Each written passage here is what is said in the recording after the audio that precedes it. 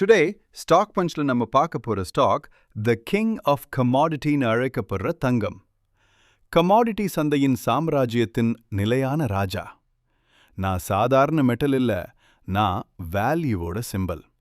உலகத்துக்கே பயம் வந்தா நான் தான் பாதுகாப்பு. நான் தான் உலகத்துக்கு கோல்டு. ஷேர் மார்க்கெட்ல என் ரோல் என்ன தெரியுமா?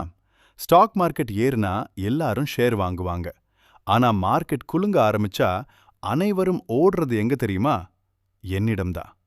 அதான் என்ன சேஃப் ஹெவன் அசெட்னு சொல்றாங்க. என்னால பிரைஸ் ஏன் ஃப்ளக்சுவேட் ஆகுது தெரியுமா?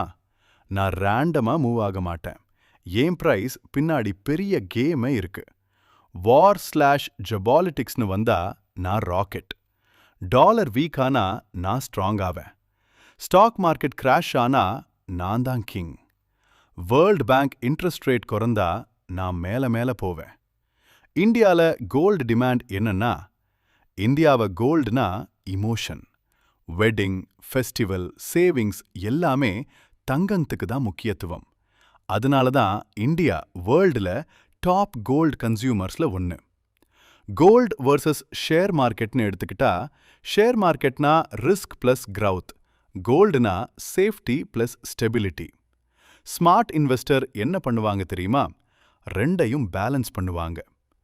கோல்ட்ல எப்படி இன்வெஸ்ட் பண்ணலான்னு தெரியுமா? பிசிக்கலா வாங்காமலே கூட gold ETF, 7 gold bonds, SGP, digital gold இப்படி கூட வாங்கலாம். இதுல இன்ட்ரெஸ்ட் பிளஸ் டாக்ஸ் பெனிஃபிட்ஸ் கூட கிடைக்கும். ஒரு சீக்ரெட் சொல்றேன் கேட்டுக்கோங்க.